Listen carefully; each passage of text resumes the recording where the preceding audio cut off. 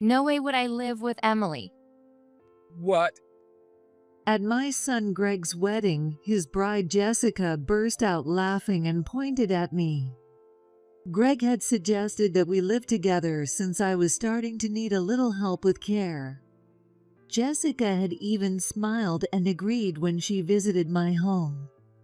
There's no way I'm doing any caregiving, and I'm not living in that big, rundown house. A mom who burdens her son like that should just cut ties and leave. I didn't want to be a burden to Greg or Jessica.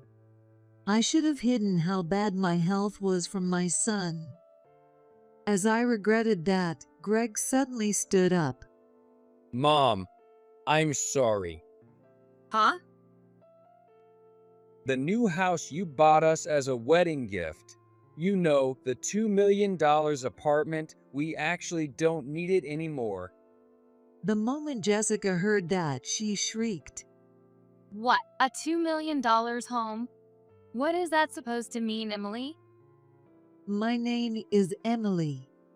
5 years ago, I lost my husband, David, to illness, and now I live alone in a small town. I was devastated after losing David, who had been my partner for so many years. I wonder if he's worried about me. Maybe that's why Greg, my only son, calls me once a week to check on me. Greg works for a big company in New York. I once had the chance to talk to his boss, who said, "Greg is really exceptional," and I couldn't have been prouder. But being that exceptional must mean his workload is no joke, I imagined. So I tried to reassure him by saying, "I'm okay, don't worry about me." But Greg would always respond. I'm just worried about you. It made me so happy that he turned out to be such a caring and thoughtful son. Then, one day, the phone rang. Hello? Mom, "Hi, Greg." how are you feeling? It's been getting chilly lately. "Don't worry about me. I'm doing just fine." Hearing his familiar voice made me smile again today. At first, I felt hesitant, but now I found myself looking forward to Greg's calls more and more. However, something was a little different this time. Greg's voice sounded slightly tense. Actually, I'm getting married. "Really?" I couldn't help but gasp at Greg's words. My sweet, serious, and thoughtful son was finally getting married. I was so overjoyed that I started asking questions one after another. Who's the lucky girl? I'm sure she's amazing if Greg chose her. How did you two meet? Oh, I can't wait to meet her. Greg let out a bit of a sigh, sounding slightly troubled by my excitement. Then he began to tell me the story of how they met. Greg's fiancée was a woman named Jessica. About 5 months ago, Greg had attended a mixer with some women from another company that was in the same building. That's where he met Jessica. Jessica seemed to be a strong-willed woman who had pursued Greg with enthusiasm, and after 3 months of dating, they became a couple. But What's wrong? Greg paused for a moment before continuing. she's kind of a bit pushy, you know? I mean, after only 3 months of dating, Jessica proposed to me. I told her it was too soon, but she insisted. He trailed off. I felt a little uneasy hearing that, but soon after, I heard him laugh from the other end of the line. It's fine. I love her too. Although I still felt a bit concerned, I brushed it off. I'm coming home next long weekend with Jessica. Got it. Looking forward to it. Talk to you later. After hanging up, I let out a sigh. I was happy that Greg would be bringing Jessica to visit. But I was also worried about how I would explain my situation.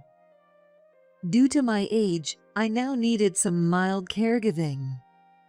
For now, I had a helper come by occasionally, but I wasn't sure how Jessica would feel about that. It was a bit of a concern. What will be, will be. I told myself, writing the date of their visit on the calendar. Then, the long weekend arrived. I had prepared lunch for Greg and Jessica. I just wanted to see them smile. That was all I cared about. At that moment, the doorbell rang. I rushed to the door, and Greg, whom I hadn't seen in a while, and a woman with a sweet perfume were there. Hey, Mom, long time no see. Oh, this is Jessica, my fiancée. Nice to meet you. Nice to meet you too. Jessica was a beautiful woman, but her expression was sharp, and she seemed somewhat disappointed. Her look, as if to say this wasn't what she expected, made me tense up a little. Well, let's not chat in the doorway. I'll show you to the living room. I somehow managed to say that and led Greg and Jessica inside. This house was one that David had built so the three of us could live happily together. That's why there were so many rooms. And the house was big. Even getting to the living room required quite a walk down the hallway. Sorry about this. We're almost there, I said, smiling at Jessica, but she frowned and replied with a curt, Uh-huh. I sensed something was off, but decided to wait until we got to the living room to listen to what they had to say. I asked them to sit down on the couch in the living room and began to prepare tea. I'll do it. No, it's fine. You just sit with Jessica. Greg nodded and sat next to Jessica. Once the tea was ready, I placed it in front of them and then sat down myself. So, Mom, What? you seem to be moving a bit stiffly. Is something wrong? Greg's question made me realize that the moment I'd been dreading had finally come. I didn't really want to talk about this with the newlyweds, but I knew I had to. There was no way forward without being honest. So I began to explain. Well, the truth is, my health hasn't been great lately. I spoke with my doctor and it turns out I need a bit of caregiving, though it's mild. Really? What? Their shock was understandable. I took a sip of tea to calm myself. Recently, a helper has been coming to assist me. Greg's voice trembled as he asked. Why didn't you tell me sooner? Hearing his reaction, I started to regret keeping it to myself. I didn't want you to worry. You have your own life to live. Maybe, but if you're struggling. Greg trailed off and looked at Jessica. Jessica, I want to take care of my mom.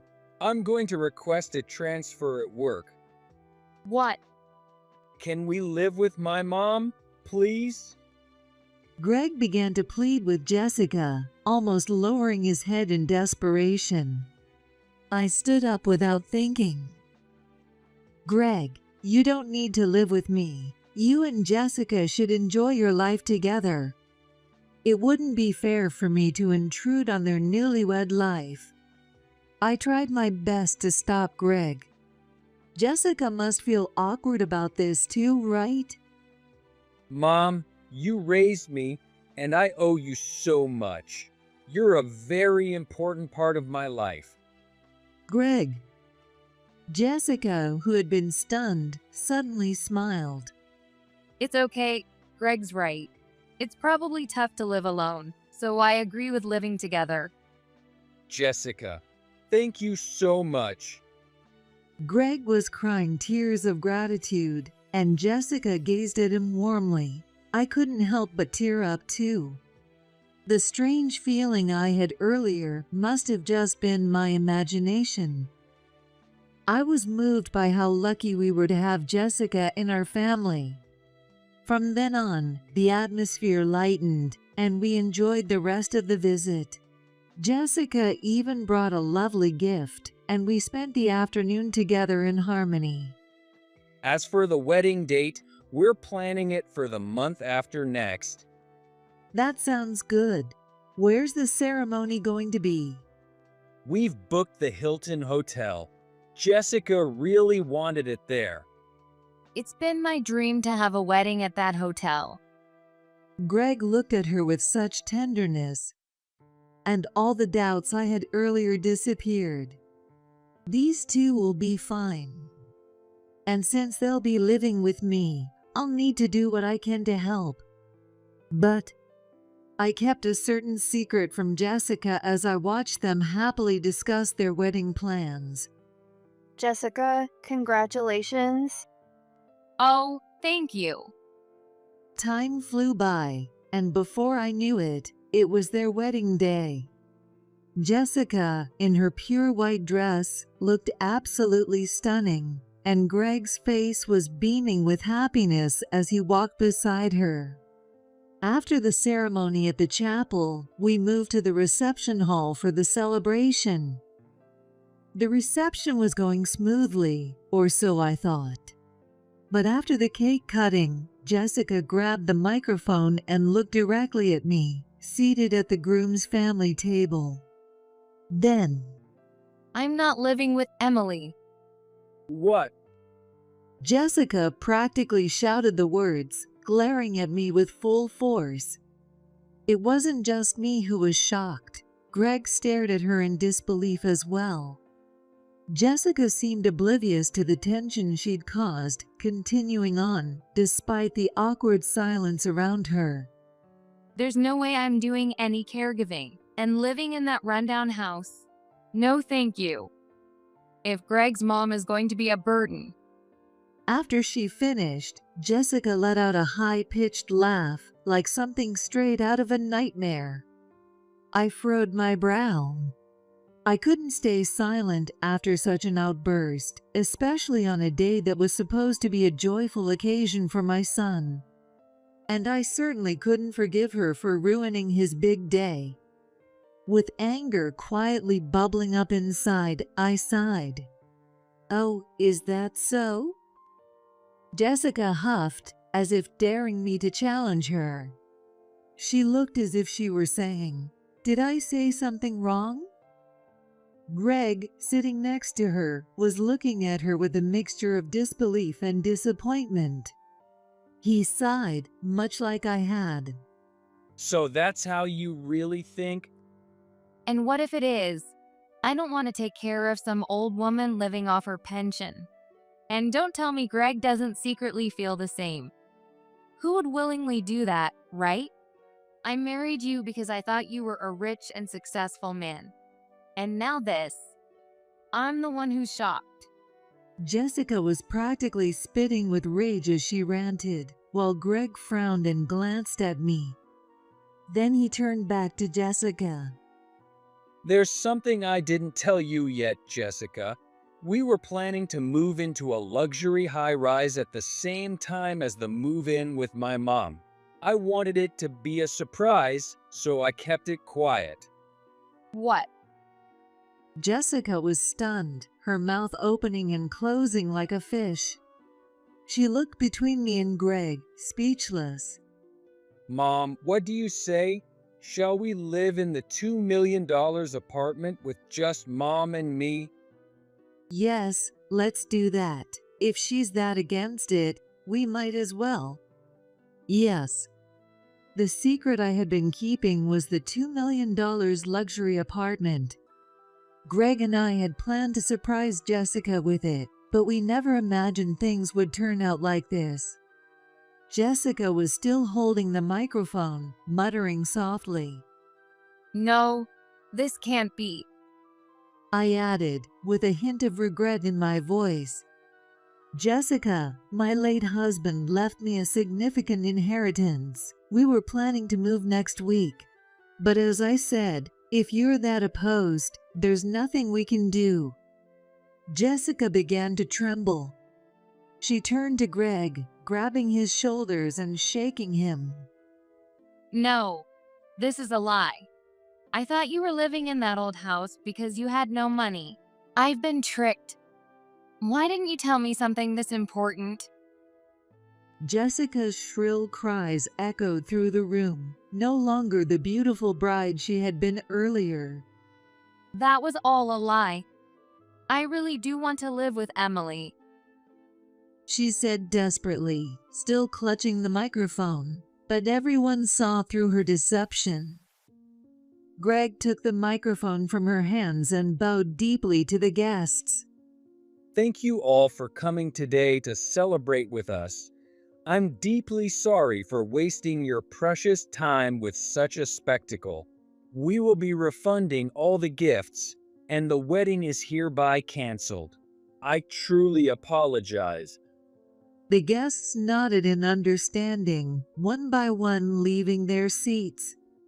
Meanwhile, Jessica, having realized the gravity of the situation, was pale as a sheet, trembling and shouting. Wait, this can't be real. It's a lie. Not long after that disastrous wedding, it was discovered that Jessica had been unfaithful. The man Jessica had been involved with was a failing host named Mark, and it turned out that most of the money Greg had been giving Jessica for living expenses had been given to him. Furious after Jessica's outburst at the wedding, Greg was enraged even further when he found out this fact, and he lashed out at her with the fury of a wildfire. To make matters worse, Mark had already quit his hosting jobs and even completed the moving process to follow Jessica. Of course, Greg sued Mark for damages and also demanded a lump sum of alimony from Jessica. On top of that, Jessica was billed for the wedding costs and all the money she gave Mark, leaving her looking beyond pale. At first, both Jessica and Mark tried to negotiate for reduced payments, but after some stern warnings from Greg's lawyer, they gave up. Jessica ended up borrowing the remaining amount from shady loan sharks to pay back Greg.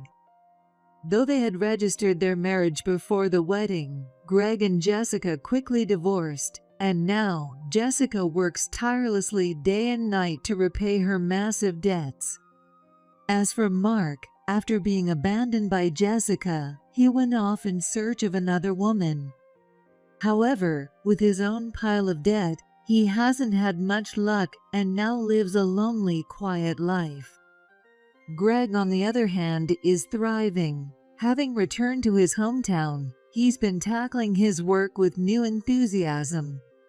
Meanwhile, I continue to live a fulfilling life, occasionally receiving visits from my caregiver. Every day, I happily send Greg off to work from the luxurious apartment I bought with the inheritance David left me. I'm truly happy now.